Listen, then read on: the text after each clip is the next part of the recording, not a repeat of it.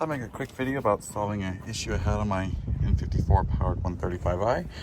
I was doing the water pump over the last few days and started up the car, and the first thing I noticed was the wastegate rattle was gone, which was good and bad. Good because I don't like the sound, bad because why did that change? And I was making no boost. It was just not good. So I traced out and I looked. I was like, well, I took the intake off. That seems like the only real thing that could, cause an issue. And I saw that I looked in the tune and I could see that the wastegates were, according to them, like their PWM or whatever they're called, was functioning. So I started tracing the lines, right here by the wastegates. And eventually I've already done the job. I traced from the bottom right here of each one. There's two hard lines. These. They're actually pretty form fit. They're meant to fit pretty much right over the intake. Well, I traced them, and it's the other one. And I found out that while I was doing my water pump, when I pulled the intake, because I also did my oil filter housing gasket, I found that I accidentally broke. There's I taped it temporarily just to get me going, but I broke it basically right here. And there's a little nipple right there, snapped off, but this is part of the hose, so no easy fix as far as I could tell. So I found that issue, and I was thinking, oh man, these hoses are like 50 bucks a piece. I don't want to pay that. And it's pretty well documented that you can replace these hoses. So I just wanted to show, what I did. Not that it's anything special, but what I did was I went to AutoZone this morning, and I got some 5/32 windshield washer hose and vacuum tubing. That's the important part. But 4mm. According to the factory, they use 3.5, but from what I'm able to see in the forums, 5/32 or 4mm works perfect.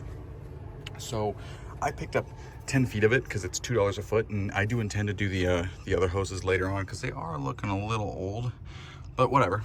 This is the known issue. And I picked up 10 feet, so it cost me $20. And I did pick up some like vacuum couplers, like with the T's on each end, where one will plug in, the other one will plug in. I ended up deciding not to do that, as I just wanted to replace the whole line. I thought it'd be harder, but it wasn't. So what I did was I used a 13mm socket, removed that nut right there. There's a nut right there. Very easy. This will come out in less than a few moments. And then remove these, twist the hose off, pulled them out, and then I just traced the hose over. And well, actually from the bottom side, but I removed the hose to make it easier to remove this.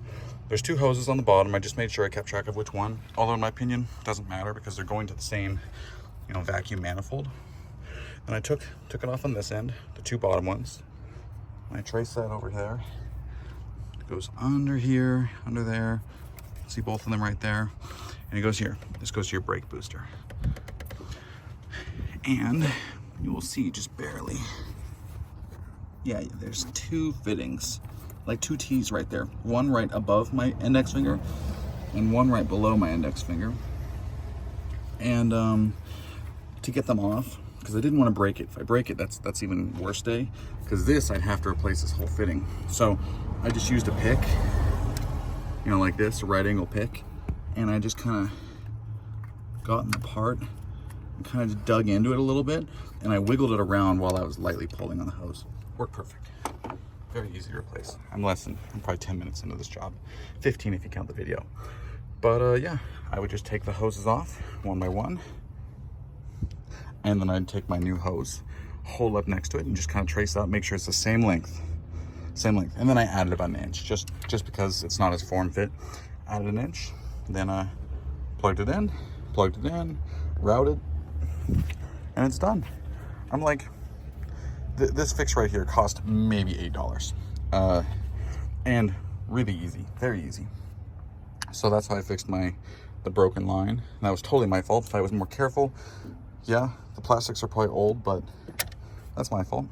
Next up, I'll do these, but hopefully this helps. 5/32 vacuum hose did the trick, and it even clips into the valve cover, and I'm sure the beauty cover will fit on top perfectly. But yeah, thanks for watching.